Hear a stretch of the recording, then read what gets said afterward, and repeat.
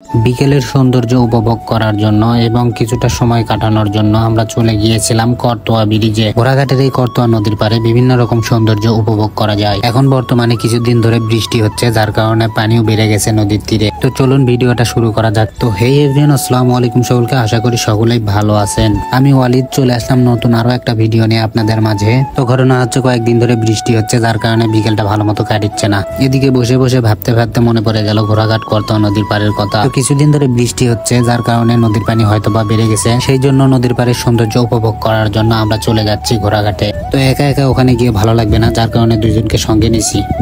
এখন বর্তমানে আমার বাইকের পিছনে বসে আছে আমার চাচাতো ভাই এবং আমার ভাগ্না। তো যাওয়ার পথে দেখতে পেলাম কিছুদিন ধরে বৃষ্টি হওয়ার কারণে আশেপাশের জমি সব পানি দিয়ে ভরে গেছে। আসলে গ্রাম বাংলার সৌন্দর্য ফুটে ওঠে এসব সবুজ প্রকৃতির কারণেই। তো কখনো যদি মন খারাপ থাকে তাহলে এসব সৌন্দর্য উপভোগ করার জন্য বাইরে বের হবেন, দেখবেন মনটা এমনিতেই ভালো হয়ে গেছে। তো কথা বলতে বলতে প্রায় আমরা চলে আসছি ঘোড়াঘাটের কাছাকাছি। বাংলাদেশ সাধারণত নদীমাতৃক দেশ, এদেশে অসংখ্য নদী আছে যেগুলোর সৌন্দর্য কিন্তু অপরিসীম। তো বিকেলের সময়টা নদীর পাড়ে কাটানো এবং প্রকৃতির সৌন্দর্য উপভোগ করা, এটা কিন্তু অন্যরকম অনুভূতি। তো আমরা এখন গ্রামের সৌন্দর্য উপভোগ করতে করতে বর্তমানে চলে আসলাম মেইন রোডে। তো এই রোডটা হচ্ছে আমাদের গোবিন্দগঞ্জ থেকে দিনাজপুর যাওয়ার রোড। এখন আমরা চলে আসলাম ঘোড়াঘাটে। এখান থেকে আর একটু গেলেই সেই করতোয়া নদী। এদিকে যাওয়ার পথে মনে মনে ভাবতেছিলাম ওই জায়গাতে গিয়ে একটু নৌকাতে ঘোরাঘুরি করব। তো নদীর পানি বেশি হওয়ার কারণে হয়তো বা এখন নৌকাও পাওয়া যেতে পারে। তো অবশেষে আমরা সেই করতোয়া নদীর পাড়ের ব্রিজের কাছে চলে আসছি। তো সামনে দেখতে পাচ্ছি করতোয়া নদীর সেই ব্রিজটি। এখানে আসার পর মোটামুটি ভালোভাবে বুঝতে পারলাম যে কিছুদিন ধরে কি পরিমাণে বৃষ্টি হয়েছে।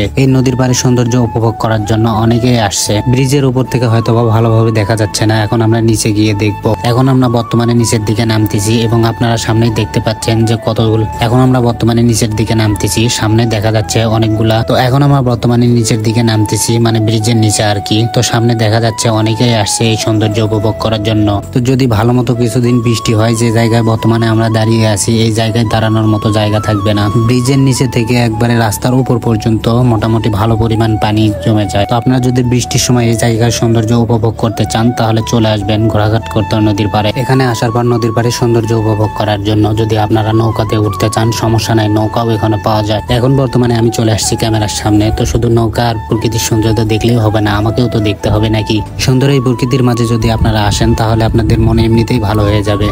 তো আমাদের অবশ্য নৌকায় ওঠার কথা ছিল, কিন্তু সন্ধ্যা হওয়ার কারণে আর উঠতে পারিনি। যদিও বা এখানে বেশ কিছুবার আসছি, তবুও এই জায়গায় আসতে অনেক ভালো লাগে। বিকেলের সৌন্দর্য উপভোগ করা অন্যরকম এক অনুভূতি।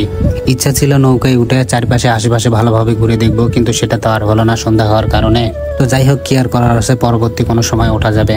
তো আজকের ভিডিও এই পর্যন্ত। আপনারা ভালো থাকুন, পরবর্তী আবার কোনো ভিডিওতে দেখা হবে।